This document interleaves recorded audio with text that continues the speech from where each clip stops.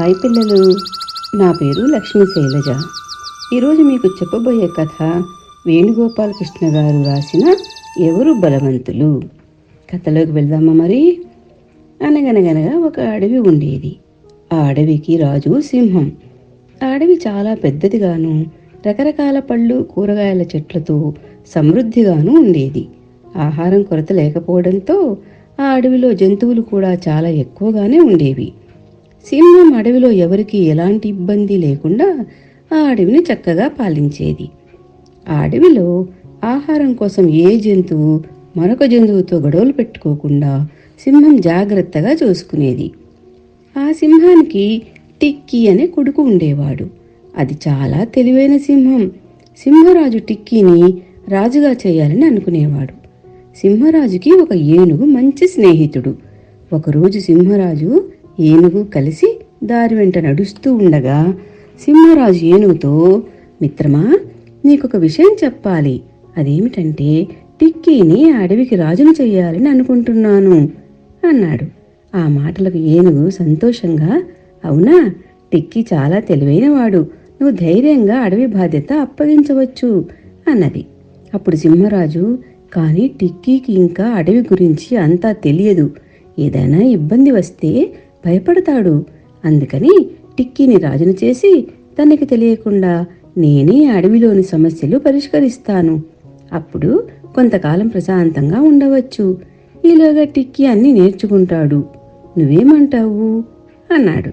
అప్పుడు ఏనుగు సింహరాజును మెచ్చుకుంటూ, ఓహో, అప్పుడే టిక్కీకి ఎలాంటి ఇబ్బంది లేకుండా చేస్తావన్నమాట. బాగుంది నీ ఉపాయం, అలాగే చెయ్యి అని అన్నది. ఆ తర్వాత రోజు సింహరాజు టిక్కీని పిలిచి, టిక్కీ, నువ్వు అడవిని చక్కగా పరిపాలించగలవని నమ్మకంతో నిన్ను అడవికి రాజును చేస్తున్నాను. నువ్వు నీ బాధ్యతలు చక్కగా నెరవేరుస్తావని అనుకుంటున్నాను అన్నాడు. టిక్కీ సంతోషపడుతూ, తప్పకుండా నాన్నగారు, మీ పేరు నిలబెడతాను, ఎలాంటి సమస్య రాకుండా జాగ్రత్తగా ఉంటాను అని చెప్పి టిక్కీ అక్కడి నుండి వెళ్ళిపోయింది. టిక్కీ రాజు అయిన కొద్ది రోజుల తరువాత సింహరాజు తన గుహలో నిద్రిస్తూ ఉండగా ఏనుగు వచ్చి గుహ బయట నిలబడి సింహాన్ని పిలిచింది. సింహం గుహ బయట నుండి బయటికి రాగానే ఏనుగు, సింహరాజా, టిక్కీని రాజును చేసి నువ్వు హాయిగా విశ్రాంతి తీసుకుంటున్నావా అన్నది. అప్పుడు సింహరాజు నవ్వుతూ, అవును మిత్రమా, నేను అడవిలో సమస్యలు లేకుండా చూసుకుంటున్నాను, ఇంక నాకు దిగులు లేదు అన్నాడు. అప్పుడు ఏనుగు, మిత్రమా, నువ్వు చాలా కష్టపడి ఇదంతా చేస్తున్నావు, కానీ టిక్కీకి నీ మీద ఎంత గౌరవం ఉంది, నువ్వంటే ఎలాంటి అభిప్రాయం ఉందో తెలుసా నీకు అని ప్రశ్నించింది. దానికి సింహరాజు, నా కొడుకుకు నేనంటే చాలా గౌరవం ఉంది, నాకు ఆ నమ్మకం ఉంది అన్నది గర్వంగా. సింహరాజు మాటలకు ఏనుగు, అలా అయితే టిక్కీ మనసు ఏమిటో నాకు తెలుసుకోవాలని ఉంది, పద వెళ్ళి తెలుసుకుందాం అన్నది.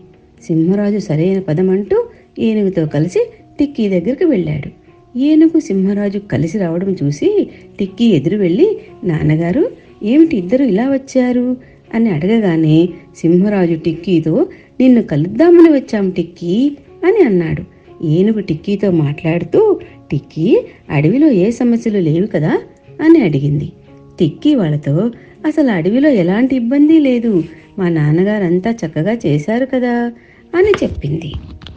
సింహరాజు ఆ మాటలకు సంతోషిస్తూ వెళ్ళి టిక్కీ మీద గర్వంగా చేయి వేశాడు. ఏనుగు టిక్కీతో, అయితే టిక్కీ, ఇది చెప్పు, ఈ అడవిలో అందరికంటే బలవంతులు ఎవరు అని ప్రశ్నించింది. టిక్కీ వెంటనే, ఇంకెవరు, నేనే అందరికంటే బలవంతుడిని అని చెప్పగానే సింహరాజు నిరాశగా, నా బిడ్డ నన్ను అందరికంటే బలవంతుడని చెప్తాడు అనుకున్నానే అని మనసులోనే అనుకుంటూ టిక్కీ మీద వేసిన చెయ్యి తీసేశాడు.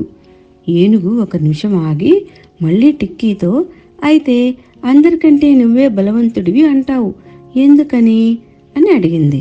టిక్కీ తడుముకోకుండా, ఎందుకంటే ప్రపంచంలో అందరికంటే గొప్ప తండ్రి నాకే ఉన్నాడు కాబట్టి. ఇటువంటి తండ్రి నా పక్కన ఉన్నందుకు నేను కాక ఇంకెవరు బలవంతుడవుతాడు అని అన్నది. టిక్కీ మాటలు విని ఇద్దరూ ఆశ్చర్యపోయారు. ఆనందంతో సింహరాజు వెళ్ళి టిక్కీని కౌగిలించుకున్నాడు. ఏనుగు సింహరాజు టిక్కీని దీవించి వెళ్ళిపోయారు. దారిలో ఏనుగు సింహరాజుతో, తల్లిదండ్రుల దీవెనలు పిల్లలకు చాలా బలం. అప్పుడే పిల్లలు గొప్పవాళ్ళు కాగలరు. టిక్కీ కూడా గొప్ప పేరు సాధిస్తాడని నాకు నమ్మకం కలిగింది అన్నది. ఏనుగు తన కొడుకుని పొగుడుతుంటే సింహరాజుకి చాలా సంతోషం కలిగింది. అదర్రా పిల్లల సంగతి. ఈ కథలోని నీతి ఏంటంటే తల్లిదండ్రుల దీవెన లేకుండా మనం గొప్పవాళ్ళం కాలేము. అందుకని ఆ మాట పిల్లలు ఎప్పటికీ మరవకూడదు. సరేనా పిల్లలు? అర్థమైంది కదా? Bye bye.